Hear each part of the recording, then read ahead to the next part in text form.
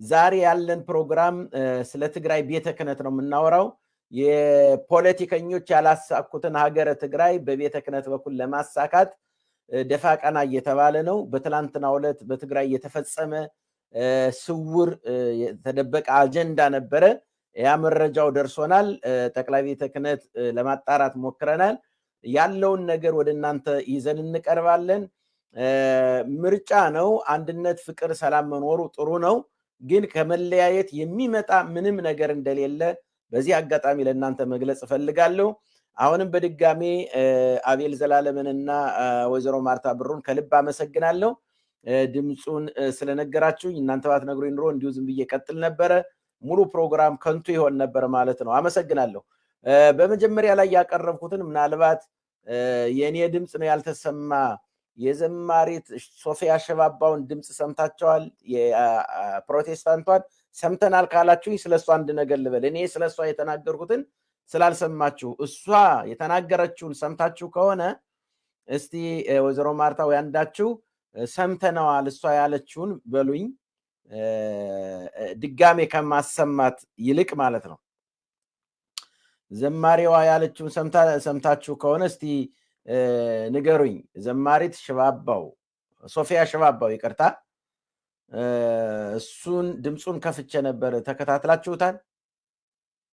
አንድ ሰው በኮመንት ንገረኝ። ኮመንቱን አሁን ዝቅ ብዬ እያየሁ ነው። ካሜራው ላይ ነበረ ትኩረቴ እና ሰምታችሁታል? የዘማሪት ሶፊያን ድምፁ ዘግይቶ በሰለኝ የሚደርሰውና ካልሰማችሁት ምናልባት የዘማሪት እሱን ወደኋላ ወይንም ደግሞ ላንጣውና አብረን እንስማው። ምን አለች የሚለውን እንስማው እስቲ። እሷ የተናገረችውን ቀን 1446 ዓመተ ምህረት እንደ አውሮፓውያን አቆጣጠር 1454 ደቂቀ እስጢፋኖስ ለመስቀልና ለእመቤታችን የጸጋ ስግደት ስላልሰገዱ አፍንጫቸው ተፈነነ፣ ምላሳቸው ተቆረጠ። ይሄ ታሪክ ደግሞ እውነት ስለሆነ ኦርቶዶክስ መጽሐፍ የኦርቶዶክስ የራሳቸው ሊቆች የኦርቶዶክስ ሃይማኖት መምህራን በጣም ትልልቅ ስፍራ ያላቸው ሰዎች የጻፉት ታሪክ ነው። አፍንጫቸው እየተቆረጠ ጆሮአቸው እየተቆረጠ በሴቶች ላይ መልካም ይሄ ነው። ምናልባት ግን እንዳልኳችሁ ነገ ከነገ ወዲያ በሰፊው መጣበታለሁኝ። ዘማሪት ሶፊያ ሽባባው እያወራች ያለችው ስለ ደቀ እስጢፋ ነው። ስለ ደቀ እስጢፋ በትግራይ ስለነበሩ ከዛሬ 600 ዓመት በፊት ያንን ታሪክ ነው እየተናገረች ያለችው። በሱ ላይ ድራማ እየሰራች እንደሆነና ስለ ደቀ እስጢፋ ለኔ መምሬ ናቸው። ከሉተር ማርቲን በላይ ለኢትዮጵያ ወንጌላውያን ወንጌልን የሰበኩ ናቸው። ግፍ ተፈጽሞባቸዋል። የተፈጸመባቸውም ግፍ በኦርቶዶክስ ተዋህዶ ቤተክርስቲያን ነው የሚል ድራማ ሰርታ ነው ይዛ የመጣችው። ዙሮ ዙሮ ለደቀ እስጢፋ በማሰብና በመቆርቆር ወይንም ደግሞ እምነቱን በመከተል ሳይሆን ይቺ ሴት ይህንን ያደረገችው በኦርቶዶክስ ተዋህዶ ቤተክርስቲያን ላይ እንቅፋት ለመሆን ነው። ልጅቷ የትልቅ ሰው ቤተሰብ ናት፣ ግን ሀሳቧ ትንሽ ነው። ስለሷ ስለ ደቀ እስጢፋ ምንድነው እንዴት ነው የሚለውን ነገ ከነገ ወዲያ ፕሮግራሙን ይዤ እመጣለሁ በሰፊው። የሷ የተናገረችውን ሙሉውን ለመስማት ከፈለጋችሁ ግን የኔታ ሳይሆን የኛ ቱብ ላይ የሚባለው ላይ ገብታችሁ ማስማትና ማዳመጥ ትችላላችሁ ማለት ነው። ስለ ልጅቷ ትንሽ መናገር ካስፈለገ ትንሽ የማንነት ቀውስ ያለባት ይመስለኛል። የማንነት ስላችሁ ምንድነው? በቤተሰብ የማንነት ቀውስ የለባትም። የትልቅ ቤተሰብ ሰው ነች። ቤተሰቦቿ ሁሉ እጅግ ትላላቆች ናቸው። በእውነት ለመናገር የሚከብድ ነገር ግን የተከበሩ ቤተሰቦች። እንግዲህ አንዳንዴ እንክርዳድ አይነት ትውልድ ይፈጠራል። ምንም ማድረግ አይቻልም። ስለዚህ ይቺ ሴት በአይምሯ በሳል አይደለችም፣ ስሜታዊ ናት። ወደ እምነቱም እንኳን አይደለም ስለ ኦርቶዶክስ ተዋህዶ ቤተክርስቲያን ማወቅ መናገር ይቅርና ስለ ራሷ እምነት ራሱ የምታውቅ አይመስለኝም። የምትረዳው ስለ ፕሮቴስታንቷ ዓለም የምታውቅ በፍጹም የምታውቅ አይመስለኝም። ምክንያቱም በግልፍተኝነት ነው የምትናገረው፣ በስሜት ነው የምትናገረው። ወደዛ እምነትም የገባች በሆነ ነገር ተስባ ነው። አሁን ግን የአይምሮ መምታታት ያለባት ይመስለኛል። የምትናገራቸው ሁሉ የሰከኑ አይደሉም። ከዚህ ቀደም በሚዲያ ላይ አይታችሁ ከሆነ የጻፈችው ነገር አለ። ኦርቶዶክስ እውነቱን ቢያስተምሩ ኑሮ እኛ ከኦርቶዶክስ አንወጣም ነበር የሚል የዛኔ ጥቁር በመልበስ ጊዜ የኢትዮጵያ ኦርቶዶክስ ተዋሕዶ ቤተክርስቲያን እንደዚህ ከዳር እስከ ዳር አገር ስታነቃንቅ በስሜታዊነት ተነስታ ይሄን ብላ ነበር። ግን አንድ ትልቅ አባት ተነስተው ነይ እውነቱን እናስተምርሽ ብለው ረጅም ጽሑፍ ጻፉ። ከዚያም አልፎ በሚዲያ ቀርበው ተናገሩ። እሷ ግን የውሃ ሽታ ሆነች። ምክንያቱም ስሜታዊ እንጂ ግልብ እንጂ እውነተኛ ማንነት የላትም። እንግዲህ አንዳንዴ ትዳር ጸጋ ነው፣ ስጦታ ነው። ግን ያም ራሱ ኮምፕሊኬት ፈጥሮባታል ይመስለኛል። ስለዚህ አንዴ ይሄን ትጨብጣለች፣ አንዴ ያን ትናገራለች። የምትናገራቸው ብዙ ነገሮች ናቸው። ስለ ሶፊያ ሽባባው እንግዲህ ስለ ሶፊያ ሽባባው ይሄንን ያክል ካልኩኝ ወደፊት ስለሷ በሰፊው እናገራለሁ። አሁን እኔ እየተከታተልኩ ነው፣ እናንተ የምትጽፉትም ካላችሁ ማለት ነው። ሌላው እንዲያው ከዚህ ጋር ተያይዞ የአንድ ደግሞ ሰው እስቲ ቪዲዮ እና እንመለስ። 60 ሚሊዮን ኦሮሞ አለኝ ብዬ ድምጽም ሆኖ ለምንድን ነው አንዳንዱ አሰራም እንደለ ከዚህ በነገራችን ላይ ይሄ ልጅ እንደምታውቁት ከፍ ያለው ይባላል፣ ከፍ ያለው ቱፋ ይባላል። ድሮ የኦርቶዶክስ ተዋሕዶ ቤተክርስቲያን ዲያቆን የነበረ ቤተክርስቲያንን ረግጦ ሄደ። የሄደበት ምክንያት ጥቅም ነው። በሄደበትም ጥቅሙ አልተሳካለትም፣ አልሆንለት ሲል እንደምታውቁት ይሄ ለውጡ ሲመጣ ማለት ፕሮቴስታንት ነው የገባ። በፕሮቴስታንቱ ደከመ፣ ያሰበውን ገንዘብ አላገኘም። ኦርቶዶክስን ነው ረግጦ ሄደው። መጀመሪያ ጥቅም አገኛለሁ ገንዘብ አገኛለሁ ብሎ ነበር የሄደው። ኦርቶዶክስን ረግጦ ፕሮቴስታንቶች ገባ። ሰባኪ ነኝ ፓስተር ነኝ አለ። ወጣ ወረደ፣ ከዛም ሆነ ከዚህም ተጋጨ፣ አልተሳካም። ገንዘብ የሚባል ነገር ፍላጎቱ ጥቅምና ገንዘብ ስለነበር እሱም አልተሳካለትም። አሁን ለውጡ ሲመጣ ደግሞ ኦሮሞ ነኝ በማለት በኦሮሞ ለመነገድ፣ በኦሮሞ ማህበረሰብ ለመነገድ የማይናገረው የማይሰድበው ነገር የለም። አልፎ እግዚአብሔርን ይሰድባል። ሰዎችን፣ ግለሰቦችን ሀጫሉን ለምሳሌ ከቅዱስ ገብርኤል ይበልጥብኛል እስከ ማለት ድረስ ደረሰ። ልጁ ጥቅመኛ ነው። ምንጊዜም ቢሆን ጥቅመኛ ሰው ይታወቃል የሚያደርገውና ብዙ ደከመ። በዛም አልሳካለት ሲል ራሱን ለማጥፋት ጎረቤት እንዳዳነው፣ ያው ራሱን ሊገል ሲል ጎረቤት ይዞ እንዳዳነው ባለፈው ታውቃላችሁ። አሁን ይሄው ቡላህያ መስሎ ነው የቀረበው ለእውነት ከሆነ። አሁን ደግሞ ሰሞኑን ቀርቦ የራሱን ቆሜላቸዋለሁ የሚላቸውን ኦሮሞችን አህያ ብሎ ነው የሚሳደበው። የአህያ ባል ከጅብ አያስጥልም እያለ ምክንያቱም ለኦሮሞ ጥቅም ቁም የነበረ ግን አልረዱኝም፣ ገንዘብ አልሰጡኝም እያለ ነው ያለው። አዳምጡት። መቼስ ኦርቶዶክስን የነካ የትም አይደርስም። እውነት ልንገራችሁ። ምክንያቱም ኦርቶዶክስ ከሌላው ሃይማኖት በምን ተለየ ልትሉ ትችላላችሁ። እውነተኛ እግዚአብሔር አምልኮ የሚነገርበት፣ የእግዚአብሔር ክብር የሚገለጥበት፣ የቅዱሳኑ የጻድቃኑ የሰማዕታቱ ክብር የሚገለጥበት ቦታ ስለሆነ ሌላ ነገር አይደለም። ከእምነትም ድርጅት ከአንዱ ድርጅት ለመለየት አይደለም። ግን እውነቱን ከተናገርን የኢየሱስ ክርስቶስ ክብር፣ የእግዚአብሔር ክብር፣ የእመቤታችን የቅድስት ድንግል ማርያም ክብር፣ የጻድቃን የሰማዕታት ክብር፣ የደናግላኑ ክብር፣ የመላእክቱ ክብር የሚነገርበት ኦርቶዶክስ ተዋሕዶ ቤተክርስቲያን ስለሆነ እውነት ምንጊዜም የሚነገርበት ቦታ እውነት ነውና ዋጋ ያስከፍላል። ኦርቶዶክስን መንካት እየባዘኑ እየተቅበዘበዙ ለዘላለም መኖር ነው። አሁን የልጅም ብሎ አቃተው። አሁን ገንዘብ ስላረዱት ለመታነቅ እስከ መድረስ ሀብት ለመሰብሰብ ብዙ ሞከረ፣ ሳይሳካለት ሲቀር አሁን የራሱን ህዝብ ቆምላቸው አረዱኝም አይነት እንዲህ ይናገራል። እስቲ አዳምጡት። ጥቂት ነች፣ 1 ደቂቃ ከምናምን ነች። በላይ ስራ አለ እንዴ? ከዚህ በላይ ስራ አለ እንዴ? ድምጽ ላጣ ሰው ድምጽ ከመሆን በላይ ስራ አለ? ስማ ቶኒ አለ ስራ ቲክቶክ ላይ እንደነ መንሱርና አንዳንድ ቲክቶከሮች ፋብትን እያልኩ ምናምን እየወጣው እኮ ብዙ ማማለል የሆነ ማባበል ምናምን መሰብሰብ ይችላሉ። አሁን እኔ ከነዚህ ከኔ እኩል ኦሮሞ ነኝ ብለው ከኔ እኩል ጠላት አላቸው እንዴ? ከኔ እኩል አደጋ ውስጥ ናቸው እንዴ? ለዚህ አርገ ብለ ማሰብ አለብኝ። እኔ እኮ በስናይፐር መጠበቅ ያለብኝ ሰው ነኝ። ስላላለልኝ ነው ገባለ። የሀያ ባል ስለሆኑ ነው አንዳንድ የምንመካባቸው ሰዎች ተስፋ የምናደርጋቸው። የሀያ ባል ታውቃለህ? የሀያ ባል ማለት ሚስቱን ከጅብ ያድናት፣ ሚስቱን ትበላለች፣ መጨረሻ ላይ እሱም ይበላል። አመራሮች በደንብ ወቁ። ዙሪያችሁ ላይ ያሉ ሰዎች፣ ለህዝብ የሚቆሙ ሰዎች ኢንከሬጅ ማረቀላችሁ ዲስከሬጅ የምታረጉ እንዴት ወጣችሁ እንዴት በላችሁ ምን ለበሳችሁ ቤት አላችሁ የላችሁም ብላችሁ ማጠይቁ ከሆነ እመኑ እነሱም ይበላሉ በስተመጨረሻ እናንተም ትበላላችሁ በግልጽ ቋንቋ ላይ የመጣው ቤት አላችሁ ቤት የላችሁም ብላችሁ ማትጠይቁን ከሆነ ገንዘብ ነው ቅድም እንዳልኳችሁ ነው እውነታው ይሄ ነው በስናይፐር መጠበቅ አለብኝ ለኦሮሞ ተናገር ያለው ግን ያን ሁሉ ሲል የነበረው ለጥቅም ነው እያለ ያለው ይሄንን ነው ልንገራችሁ ስለዚህ ያያባል ከጅባ ያስጥል ይላል አባቴ ይተርታል በጣም ዛሬ ነው ሄዶ ከዚህ ለትላትላ እና ያያባል ከጅባ ያስጥል ማለት ጅብ ከመጣ ያው ሚስቱን ይበላበታል ቀጥሎ እሱን ይበላል እና ምንም ስልጣን ላይ ብትደላደል ምንም ተመቻቸው ቦታ ብትቀመጥ ህዝብን ካላከበርክና በስሬ ያሉ ሰዎችን አክብረ ህይወታቸው ግድ ብሎ ማሰራት ሆነ ለምን ህዝብንም ታስፈልጋል አንተም ትበላለህ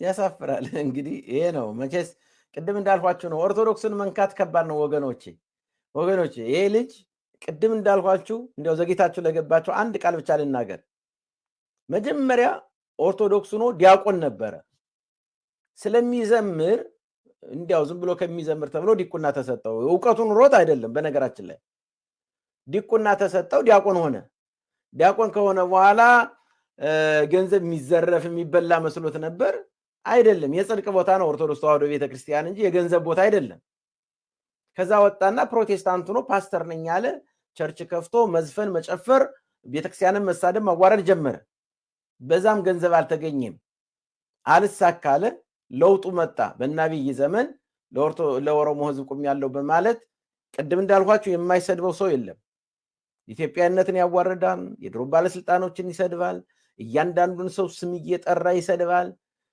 እግዚአብሔርን ይሰድባል መላእክቱን ይሰድባል አጫሉ ከገብርኤል በላይ ነው ብሎ ይናገራል ያላለው የለም አሁን ይሄን ሁሉ ሲል የነበረው ገንዘብና ሀብት ፍለጋ ነው ይሰጠኛል ከመንግስት የሚል ነው አልተሳካም ሳይሳካ ሲቀር ራሱን ለማጥፋት ተነሳ ማለት ነው ጎረቤቶቹ ተረባርበው አዳኑት እና በጎፈንድሚ በመናምን ሰዎቹ ባለም ላይ ገንዘብ አዋጡለት ምን እንዳደረገው አላውቅም አሁን ዛሬ ደግሞ ወጥቶ ያያባል ከጅባ ያስጥልም እናንተ ባለስልጣኖች ለኛ የምንጮኸውን ለኦሮሞ ዘይ የምንጮኸውን ቤትና ገንዘብ ካላ ያሰጣችሁን እያለ ይናገራል መጀመሪያ ኦርቶዶክስን አለመንካት ነበር እንግዲህ እግዚአብሔር ምሕረቱን ይላክልህ ወንድሜ ጸበል ብትሄድ በደንብ ትድናለህ ራስክንም ለማየት ትችላለህ እግዚአብሔር ምን ሰራህ አይደለም የሚለው ስትመጣ እንኳን መጣ ነውና ንስሐ ብትገባ ያዋጣል ወደ ትግራይ ከመሄዳችን በፊት አንድ የሰሞኑን ደብዳቤ በብፁዕ አቡነ አብርሃም ላይ እየተከናወነ ያለ አንድ ደብዳቤ ሰሞኑን ሲመላለስ አየሁኝ በእውነት የመጀመሪያው እስቲ ይሄንን ነው ምናልባት ብዙዎቻችሁ አይታችሁት ሊሆን ይችላል ይሄ ደብዳቤ ላቶ አባው ደስታ የሚል በብፁዕ አቡነ አብርሃም ፊርማ የተፈረመ ተብሎ የወጣ ደብዳቤ ነው እንግዲህ ሰሞኑን ብፁዕ አቡነ አብርሃምን ስማቸውን ለማጥፋት ያልተባለ ነገር የለም እንዲያው እንድታውቁት ነው በዚህም በዛም ተቀናጅተው ለኢትዮ 360 ቻናል ላቶ አባው ደስታ ወደ $30,000 እርዳታ እንዲያደርጉ የሚል የሐሰት ደብዳቤ በጠቅላይ ቤተ ክህነት በብፁዕ አቡነ አብርሃም ቲተር ማህተም አድርገው ኮፒ አድርገው ያው ስካን አድርገው ጽፈው በተኑ ለኢትዮ 60 እርዳታ እንርዳ ብለዋሉ በሚል በብፁዕ አቡነ አብርሃም ላይ እንደዚህ አይነት ደብዳቤ ጻፉ ግን እንዲያው አንድ አባባል አለ ማስተዋውሰው ድሮ አንድ ጓደኛዬ ከሆነ አዲስ አበባ ላይ መንግስቱ ይባላል ጓደኛዬ በእውነት አሁንም አለ አንድ ፕሮቴስታንት እንደዚህ አሁን እንዲያውም ትልቅ ሰው ሆኖ ወፍሮ እንደዚህ በክራንች የሚሄድ አንድ ፓስተር ነኝ የሚል አይታችሁት ከሆነ እሱ እዛ ገና በየመንገዱ እያሰየታን ሰብካለው እያለ ወዲያ ወዲህ ሯሯጥ ነበርና ከመንግስቱ ጋር ተገናኙና ሰው ተሰብስቦ ክርክር ጀመሩ የመንግስቱ የቤተክርስቲያን ልጅ ነው የበሰለ ልጅ ነው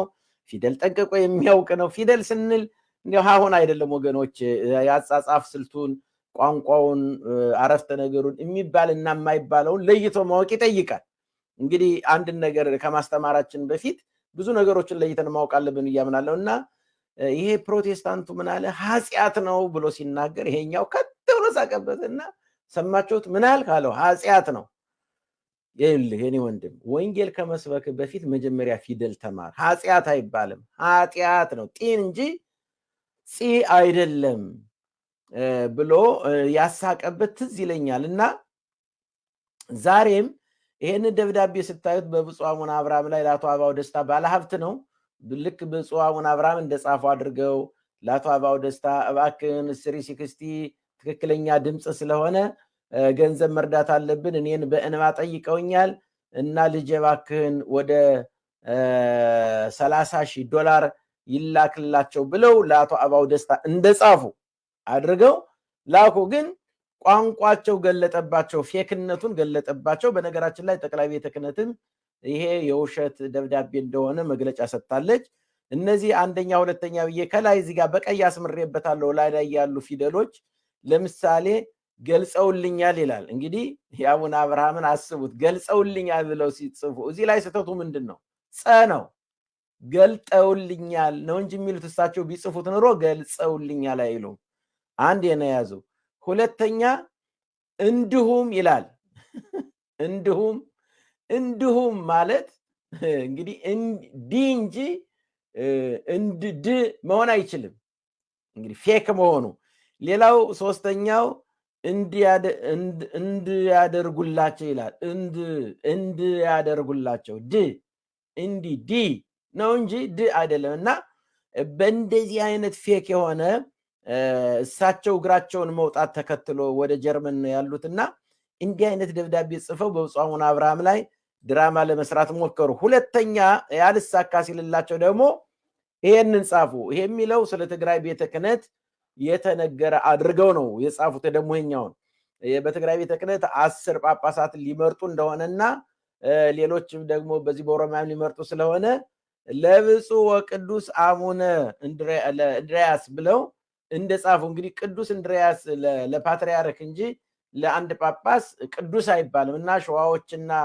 በአንድ ላይ ተባብረው ጳጳሳት ሊሾሙ ስለሆነ እኛ ምንሹም ብለው እንደጻፉ አድርገው ይሄንንም የውሸት ደብዳቤ ልክ እግራቸው ሲወጣ ጻፉ ግን አሁንም እንዳልኩት እዚህ ጋር ሁለት ስህተቶች አሉ አንደኛ ለአንድ ጳጳስ ቅዱስ አይባልም ፓትርያርክ ብቻ ነው ቅዱስ የሚባለው ያ ስህተት ተገኘ ሁለተኛው ደግሞ እዚህ ጋር መጣት በወፍራሙ ለእናንተ ስለማይታይ ብዬ ነው ከወድሁ ይላል ከወዲ የሚለውን ማለት ነው ከወድሁ ብለው እነጅሎች ፊደል መጀመሪያ ለይተው ሳያውቁ ሰው ለመወንጀል ብፁዕ የተከበሩ አባታችንን ብፁዕ አቡነ አብርሃምን ስማቸውን ለማጥፋት በእውነት ታላቁን አባት ለቤተ ክርስቲያን የሚደክሙትን ቀጥ አድርገው የያዙትን አላነፋንፍ ስላሏቸው ቤተክርስቲያኒቷን ለመበተን ለመናድ ለአህዛብ አሳልፈው ለፕሮቴስታንቶች አሳልፈው ለመስጠት ሲጥሩ አልሳካላቸው ሲል በእንደዚህ አይነት መንገድ ብፁዕነታቸውን ስም ለማጠልሸት ብዙ ደከሙ ማለት ነው ግን ይሄ አይሳካም ምክንያቱም የሐሰት ትርክት የሐሰት ትምህርት አባታችን ስም ለማጥፋት ነው እንደሚታወቀው ሁላችሁም የምታስታውሱት ባለፈው ጊዜ ቅዱስ ፓትርያርኩ ወደ አሜሪካ በሚሄዱበት ሰዓት ኤርፖርት ላይ ምን እንደተፈጠረ ታውቁታላችሁ እሳቸውን ለማሸማቀቅ ለማስደንገጥ ለማስፈራራት እንዳይመለሱ ለማድረግ ብዙ ተጥረዋል ያው ሰርቀው እንደሄዱ አድርገው ዘርፈው እንደሄዱ ቅርስ ሲያሸሹ ተያዙ ብለው በተቀነባበረ በመንግስት ሚዲያ ሳይቀር ቅዱስነታቸውን በዛው እንዲቀሩ ለማድረግ የጣሩትን ሁላችንም እናስታውሰው ነው ይሄንን ደግሞ በግንባር ቀደምነት ብፁዕ አቡነ አብርሃምና ብፁዕ አቡነ ጴጥሮስ ሌሎችን አበው ሊቃነ ጳጳሳት በማስተባበር የሴረኞችንም የመንግስትንም ሴራ ማክሸፋቸው ይታወቃልና ልክ ያንኑ አይነት ድራማ ብፁዕ አቡነ አብርሃም ወደ ጀርመን ሲወጡ እንደዚህ የሐሰት ፌክ የሆነ ደብዳቤ በጣም የሚያሳዝን ነው ደናቁርት ነው የምንላቸው እኛ ወይ ዕውቀቱ የላቸው ወይ ትምህርቱ የላቸው በዘመድና በአዝማድ ወያኔ ያመጣብን የብሔር ፖለቲካ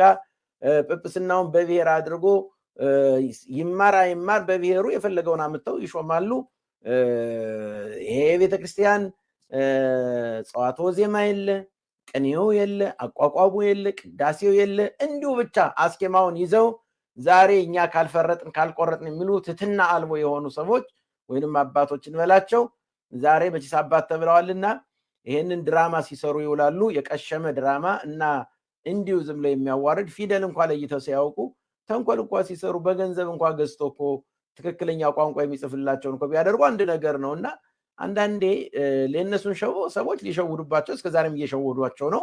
ሊሸውዱ ይችላሉ። ሌሎችን ግን መሸወድ አይቻልም። እንዲህ አይነት ንቅናቄ ነበረ። ይሄም ከሽፏል። መልካም ወደ ዛሬ ፕሮግራማችን እንሂድ። ዛሬ እንግዲህ የመጣ ነው ወደ እናንተ በጣም በሚያሳፍር መንገድ ስለ ትግራይ ቤተ ክህነት ነው የመጣ ነው። በትግራይ ቤተ ክህነት እየሆነ እየተፈጠረ ያለውን ነገር እንድታውቁት ነው የመጣ ነው። እንግዲህ ያለን መረጃ ቅድም እንዳልኋችሁ በመግቢያችን ላይ በርዕሳችን ላይም በመንግስት ፖለቲከኞች ወይንም ደግሞ በትግራይ በህወሓት ያልተሳካው የከሸፈው እቅዳቸው ዜሮ የሆነው ሽባ የሆኑት በዚህም በዛም ትዕቢት ወጥሯቸው ነፍቷቸው ለእውነት ከሆነ ይሄ መሆን የሌለበት ነው። እግዚአብሔር ይመስገን አሁን ተንፍሰዋል። መተንፈስ ማለት አንዳንዴ ወገኖች አንድ ነገር ማሰብ ያለብን ይመስለኛል። እግዚአብሔር አንዳንዴ ይቀጣል። በሁለት ነገር ነው የሚቀጣህ። ጥጋብ ግን ሊያበርድልህ ይቀጣል። በሁለተኛ መንገድ ደግሞ የጠገበ መንግስት ሲነሳ ጥጋቡ አልበርድለት ሲል በሆነ አካል ላይ ሲነሳ ያኛ የተነሳበት አካል ይቀጣዋል። እንግዲህ ከትግራይ ፖለቲከኞችን ካየን አሁንም ልብ ብላችሁ አስተውሉ። እነዚህ ትንሽ ሀሳብ ያላቸውና የማንነት ቀውስ ያለባቸው የበታችነት ስሜት ያለባቸው አካላት ፊት ለፊት መሞገትና መከራከር ሲያቅታቸው ህዝብን ይነግዳሉ። በህዝብ ላይ መነገድ ይችላሉ። በህዝብ ላይ ማትረፍ ይፈልጋሉ።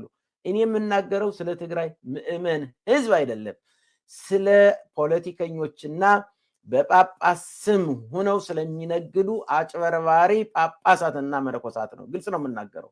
ይሄ ሌላ ነገር የለም። አባቶቻችን እሽሩሩ እያሏቸው ነው። እኔ ከዚህ ቀደምም ተናግሬያለሁ። እውነታውን ከሄዱ ይሄዱ። መሽኮርመምም በየቀኑ ማስፈራራትም አያስፈልግም። መርጠውም ይሄዱ፣ አገርም ይሁኑ።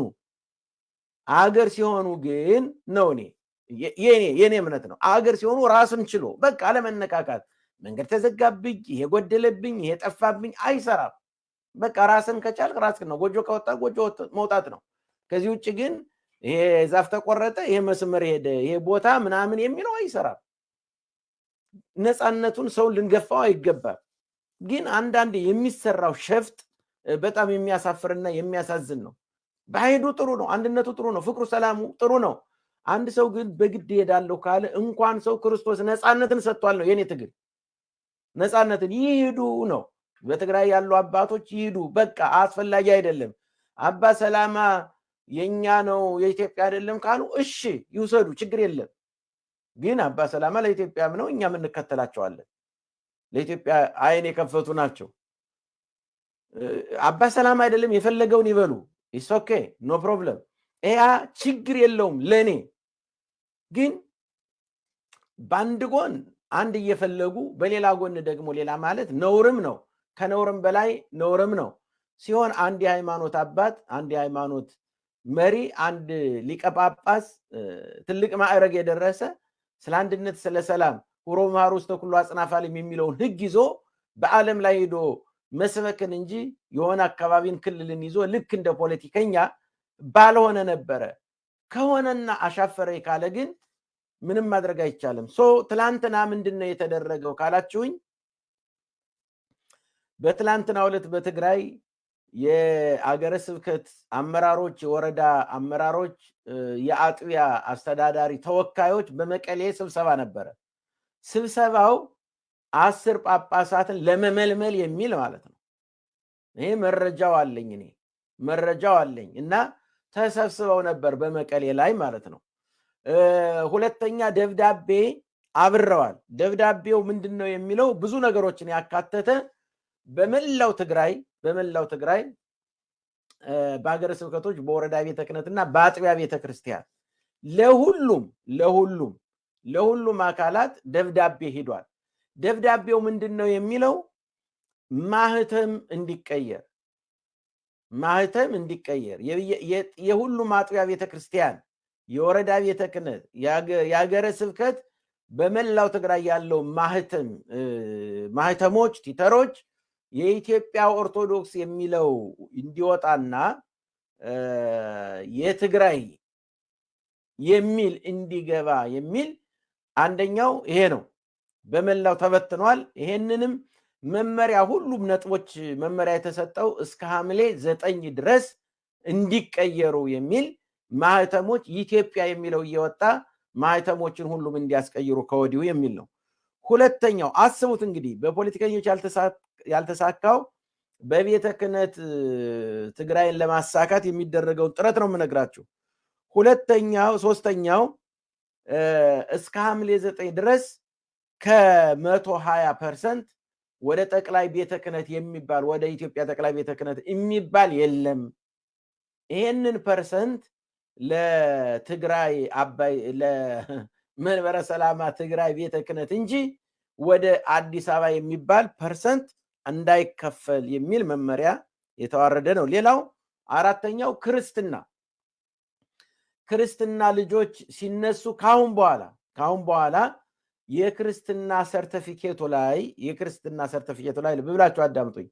የክርስትና ሰርተፊኬቱ ላይ ዜግነት ይጠይቃል። ዜግነት ማን ነው የሚል ዜግነቱ ላይ ኢትዮጵያ የሚለው ወጥቶ ዜግነት ትግራይ የሚል እንዲጻፍ ተመልከቱ። ይሄን የሚያደርገው እንግዲህ ቤተ ክህነቱ ነው ወገኖቼ፣ ቤተ ክህነቱ ነው እና ዜግነት ትግራይ የሚል ማለት ነው። ይሄ በትላንትናው ዕለት የበረረ ደብዳቤ ነው የምነግራችሁ። አምስተኛው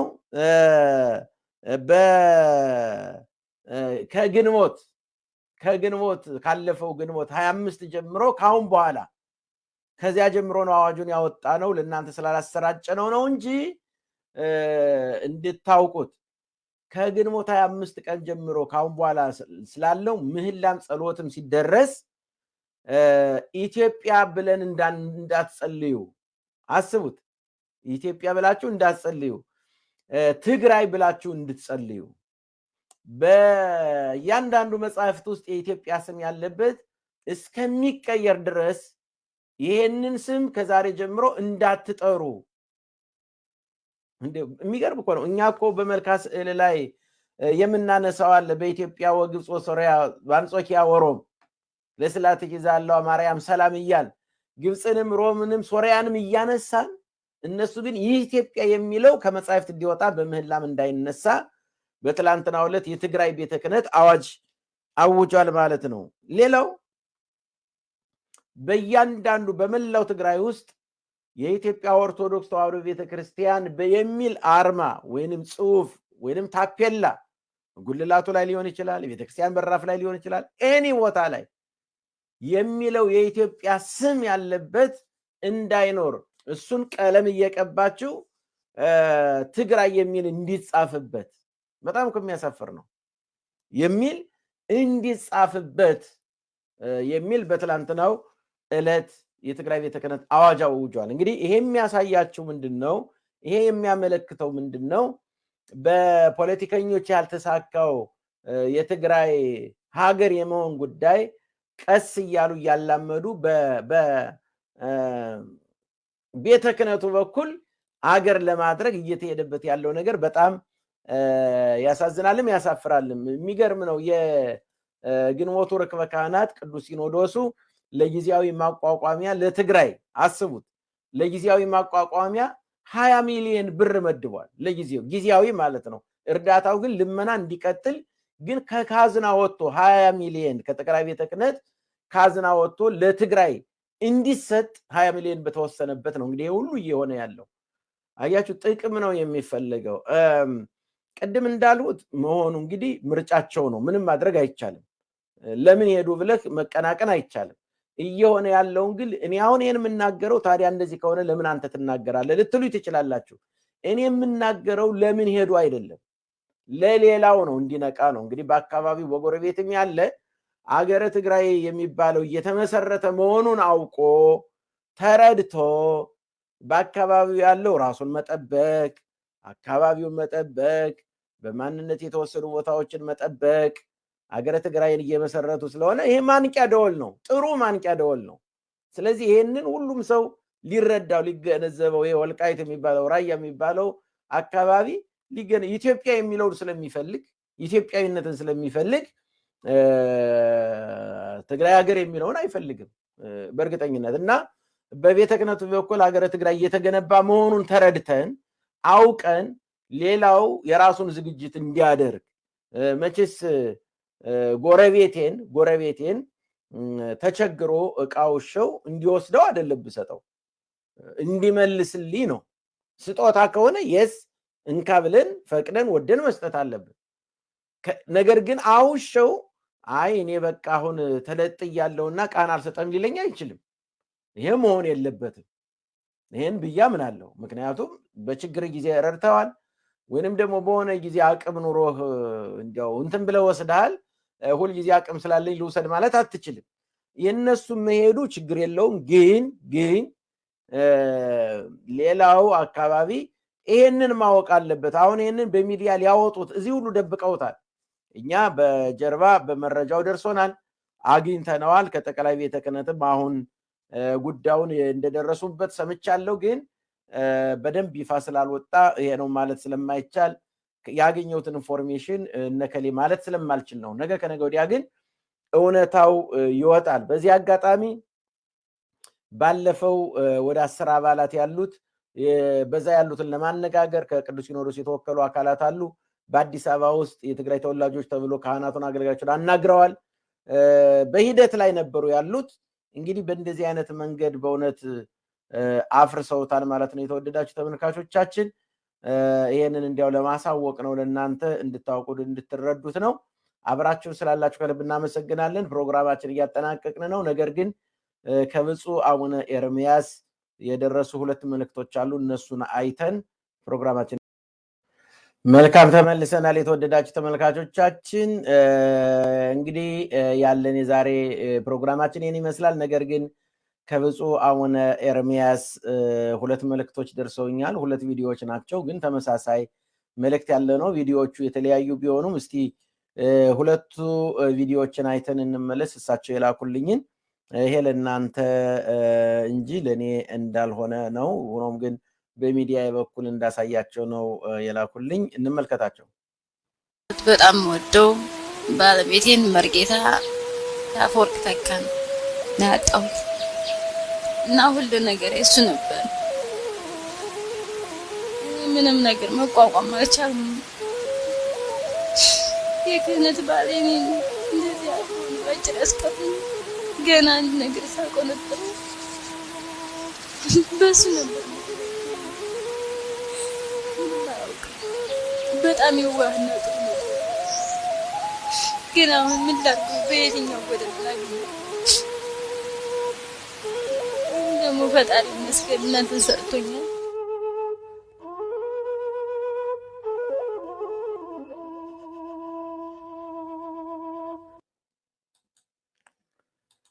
ያሳዝናል።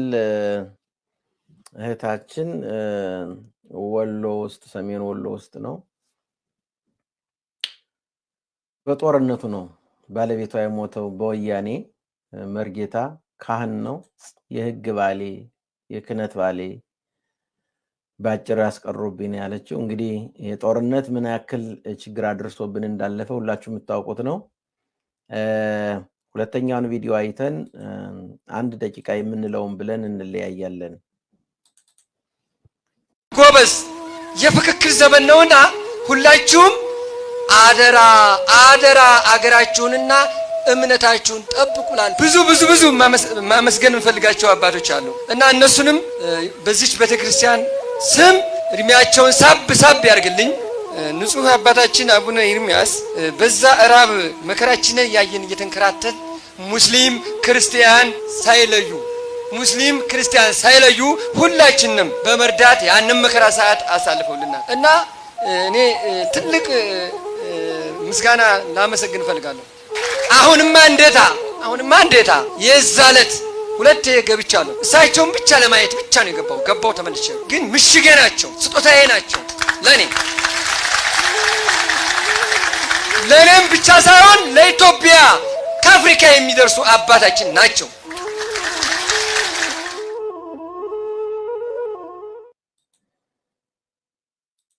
መልካም። እነዚህ 2 መልእክቶችን ከብፁዕ አቡነ ኤርምያስ የደረሱኝ መልእክቶች ናቸው። የነገ እሑድ ሳምንት በኢትዮጵያ አቆጣጠር ሰኔ 25 ቀን በሚሊኒየም አዳራሽ ባለፈው በአንድ ሆቴል ውስጥ የገቢ ማሰባሰቢያ ተደርጓል። እኔ እስካወቅኩት እስከተረዳሁት ድረስ ወደ 3 ሚሊዮን አካባቢ ብር እንደተሰበሰበ አስታውሳለሁ። ከዛ በላይ ሊሆን እንደሚችል ገምታለሁ። እኔ ለዕለቱ ያለውን ነው የምናገረው። ነገር ግን አሁን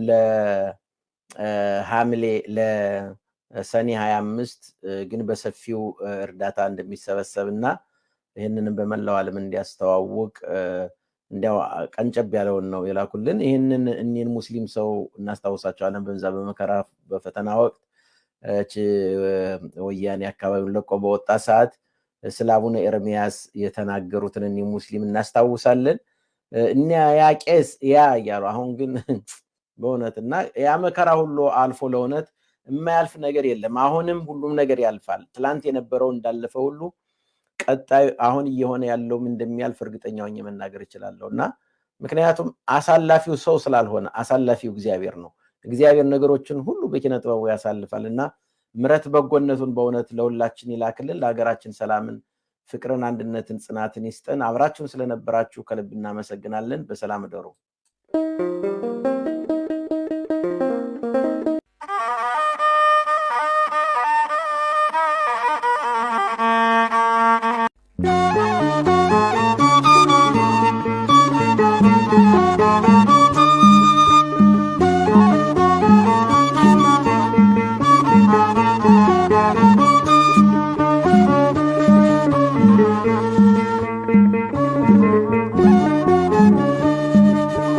እኔ የሷ ልጅ ነኝ እስከ